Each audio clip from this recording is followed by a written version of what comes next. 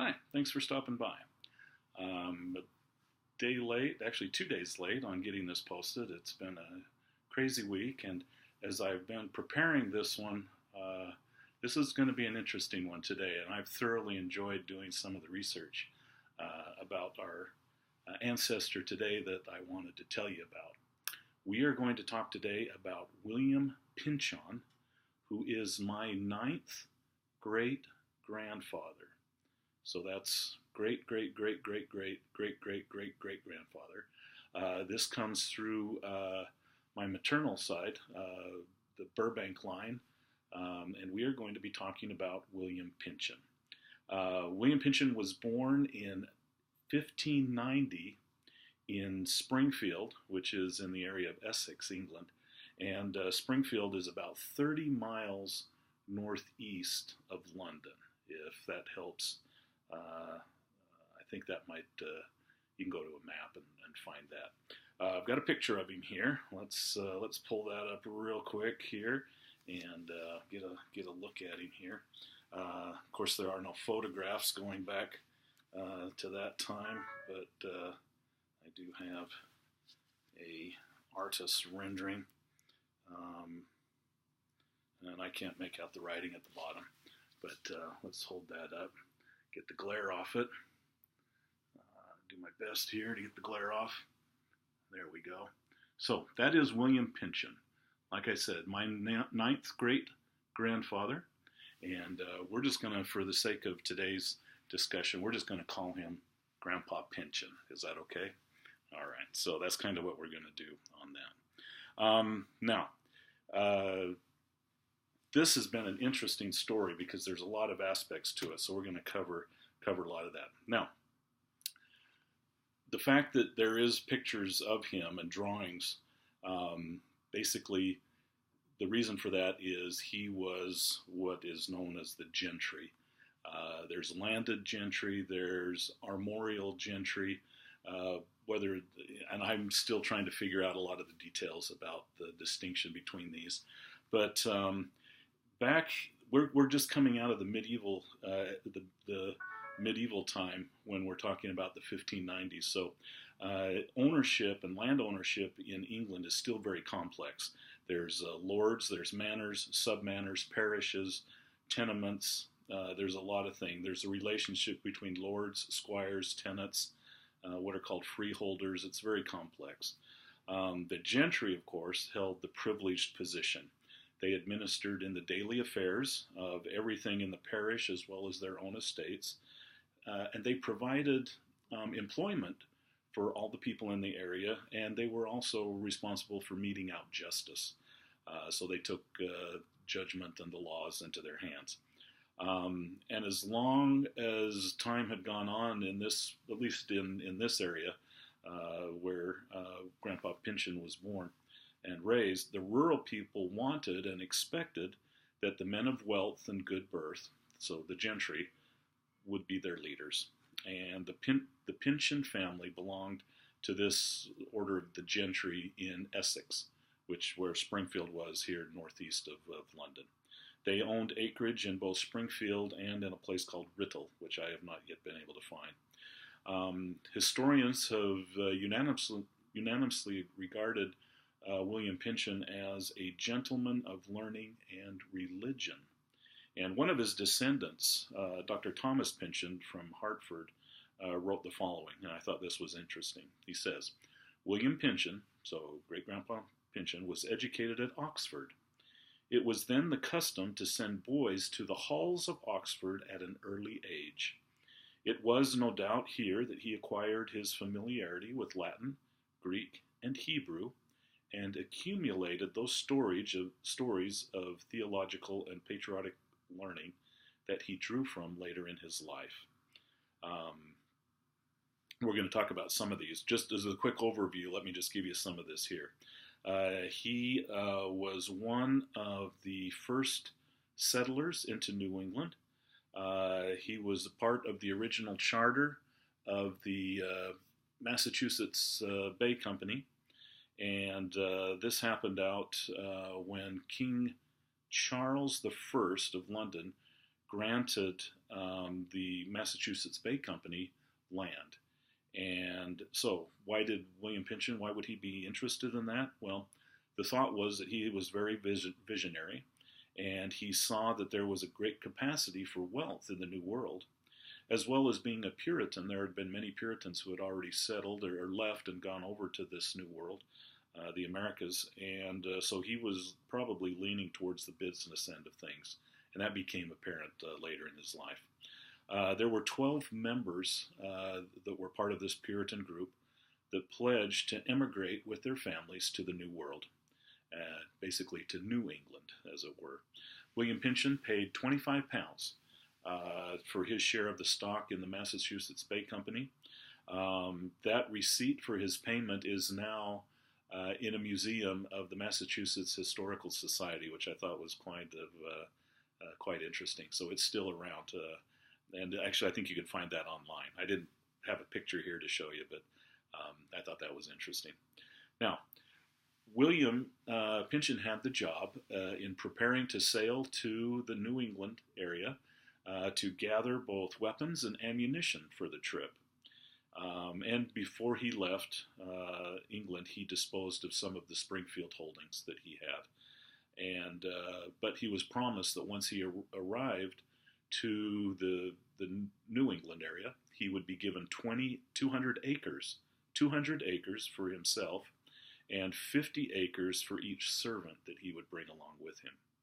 So, up and ready, he departed England in 1630. And he came across with what's known as the Winthrop Fleet. And I've been finding there's a lot of information about John Winthrop, who took a number of Puritans and came to the Massachusetts area, arriving in Boston in the summer of 1630. It says that after their arrival, 1/3 of all those that came with them, as well as half of all the cattle, perished, to include his wife Anna, who died shortly after their arrival into Massachusetts. There was a scurvy epidemic that devastated the region, and the story goes that she died even before the ship that had brought her to New England had turned around to leave to go back to England. So she did not last long. William then married a widow by the name of Frances Sanford Smith, and I couldn't find a lot about her. However, one of her sons then married one of William Pynchon's daughters, but coming from two different families, and I'm still trying to find out which line I came through, but we'll save that for another story. Now, when they first arrived into Massachusetts, William Pynchon settled in an area not far from Dorchester, Massachusetts, but then decided he and several others would head out, and they actually, if you go west out of Boston, you'll come to a place that's called the Agawam, and this is on the Connecticut River. And there, William and some other gentlemen of his company bought land on both sides of the Connecticut River, and they made a deal with the Indians, the Agawam Indians, to purchase this land. And of course, after they purchased it, started building it up, they changed the name to Springfield. And even today, William Pynchon is considered to be the father of Springfield, Massachusetts. Now, buying the land, this is what he did. He paid what's called 18 fathoms of wampum, 18 coats, 18 hatchets, 18 hoes, and 18 knives. And that is what he bought the land with that is now Springfield, Massachusetts. Now, I had to look up, what is wampum? Wampum is an Indian word, and it's actually small shells that the Indians would use for beading and different things. And Google wampum in Google Images, and you'll see some pretty interesting pictures of what that is. Now, so William and his company are now basically out on the northernmost part, or the western part of basically civilization. He is now the northernmost trader along the Connecticut River, And at that time, this area is known for their beaver.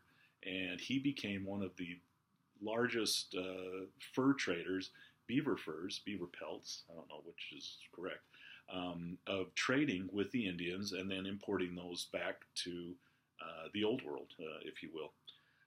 He had a warehouse there on the Connecticut River and did business with the settlers and the Indians for things such as cloth, thread, ready-made coats, spoons, salt, foodstuffs, knives, hatchets, looking glasses, tobacco boxes, scissors, brass kettles, mackerel boxes, mackerel hooks, needles, and pins.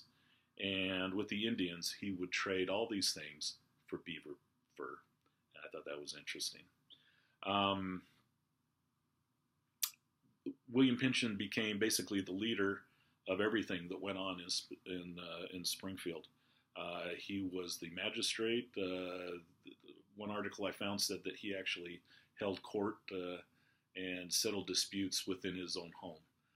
There was no really public offices at the time, so it was done at his home.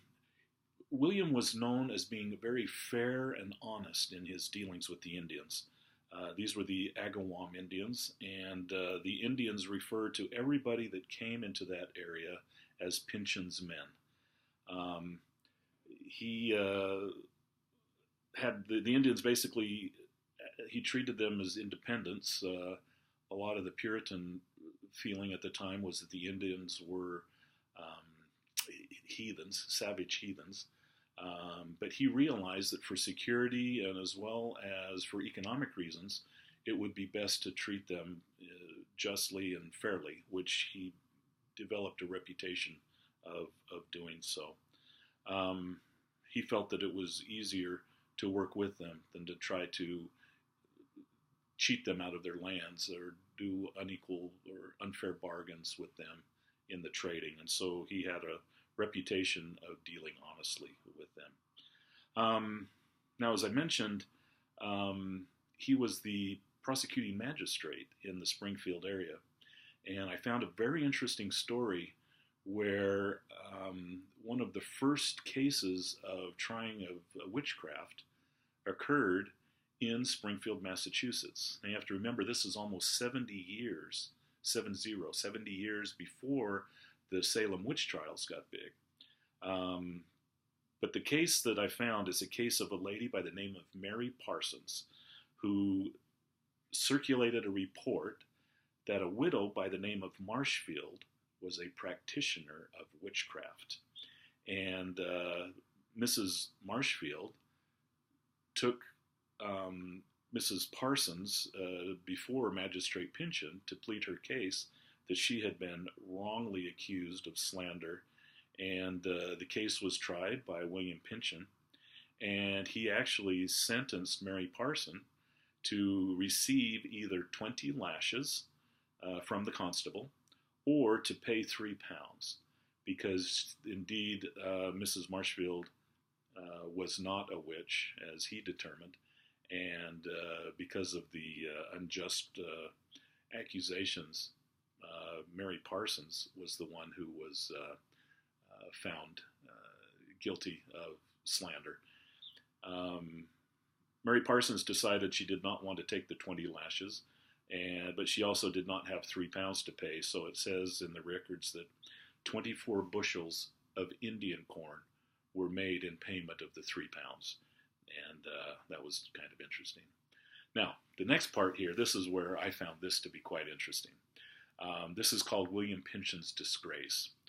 And what happened at about mid-16, the date here is shown as 1650. William Pynchon went back to London and published a short little book which became known as The Meritorious Price of Our Redemption. This was a literary work, or a religious work. It says it's about 158 pages, and it was printed in London, and eventually copies made their way back to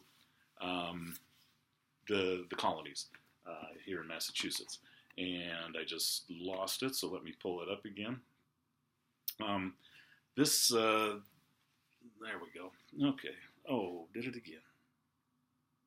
I apologize. There we go. Okay, here we are.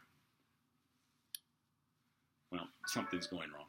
Google Meritorious Price of Our Redemption. You will see that there are some copies out there. Why this is interesting is this was a look at the Puritan beliefs at the time, and I'm going to try one more time just to hold this up because I'm just having a hard time with it. Okay, and again, this is a copy. You can actually find this if you do a Google Books has been able to print the whole thing online. This kind of flew in the face of some of the beliefs of the Puritan faith, and so what happened was William Pynchon was declared a heretic for his writing, maybe an apostate, and he was then, it was determined that his book was causing problems for the people, and so they decided that his book should be banned and it should be burned. And so we have the distinction of having our relative, direct line descendants of him, as the first banned and burned book in the Americas. And I guess we can take some pride in that. And actually, if you go, there are two very interesting. One is in the Springfield post office. There is a mural on the wall, and you can Google this and you'll find it, of William Pynchon dealing with the Indians. The second one, this is actually in there. There's a copy here. This is a picture of the burning of Pynchon's book. The Boston court decided that the town executioner should burn the books in Boston Common, the central marketplace, which was done in October of 1650. And we have the distinction of being direct line descendants of this radical person. Now, many of the books were burned. However, I've heard there's less than 10 copies that still exist. There's a copy in a historical museum in Boston, and there's also a copy in the Springfield Historical Museum. But there aren't too many still around, like I said. When it was determined that the book should be burned, the court declared that there should be a day of fasting and humiliation in order for the people to consider how Satan had prevailed among them by, and it's in quotes, drawing away some to the profession and practice of strange opinions. Satan's influence was in the colonies and was growing, and William Pynchon's book was proof that Satan was gaining a foothold in the New World. Now, let's talk a little bit about this book, because I found this to be quite interesting. First, in this little book he wrote, he openly questioned the nature and the origin of grace. Okay, most Puritans at that time believed that God had gifted his spiritual elect, the Puritans, with salvation by imputing his Son with their sins on the cross. So, in effect, the sins of the people were wiped clean at the moment Jesus died and descended into hell, where he suffered the extremity of God's wrath. Now, Grandpa Pynchon felt that Christ was not so much a sacrifice as he was a mediator. And he believed that since sin had come into the world through Adam's transgression, Christ's perfect obedience to his Father's will, evidenced by his passion and his death, and not the Father's imputation of men's sin to him, redeemed the elect from Adam's curse. So, in other words, mankind inflicted its wrath upon God in the form of man, and not the other way around. In our language, it would be this: obedience, rather than punishment and suffering, was the price for Christ's atonement. The elect then earned salvation through the example of Christ's perfect life, which culminated on the cross, and today, which we know culminated in the Garden of, through the atonement. Obedience, not Christ's suffering, ultimately serves as the wellspring of grace. This was the concepts that William Pynchon was teaching or published in his booklet, and he was not well received for that. He came back from England. This was in 1650, where the booklet was published. Again, he was well respected, well known, a very successful trader of furs and other things. And he was asked to appear before the court to renounce the writings. They were going to give him a chance. And the court record says that he renounced some of his statements. And what I found was his apology. And this is what he said. And I quote, "I have not spoken in my book so fully the price and merit of Christ's sufferings as I should have." So that was his apology. He didn't go far enough, he said. Well, he was not condemned at that time, but he was sent back to Springfield. Hopefully, they said that he would consider his views and then make a full retraction, and that the case would be continued the following year for judgment and censure from the court. Well, I got to believe that he decided that there wasn't much hope. And so it says that he may have felt danger, but he was not one to really fear conflict in his life. But maybe he was just too old to face a huge legal battle and more contentions. So what he did, rather than lose his fortune, his property, and be left in disgrace, in 1651, he conveyed to his son as a gift, rather than to sell it, he just gave him all of the lands and buildings on both sides of the Connecticut River, which is where Springfield is now. And it says it totaled about 280 acres, which he passed on to his son. And turned over all of his business interests. And the date is not known, but William and his wife then returned to England. And he says he never came back again. He lived out the remainder of his days in England. He lived for about another 10 years, by best estimates. But he also continued to write, and he wrote several other religious tracts dealing with some of the concepts which dealt with Christ and salvation and these kinds of things. He actually settled in a small little rural village on the Thames River, somewhere near Windsor, England, now. Some of the other, in 1652, he wrote a book called The Jews' Synagogue. 1654, How the First Sabbath Was Ordained. And 1662, The Covenant of Nature Made with Adam. So I thought that was kind of interesting. William died then in England in the year 1662 at the age of 72.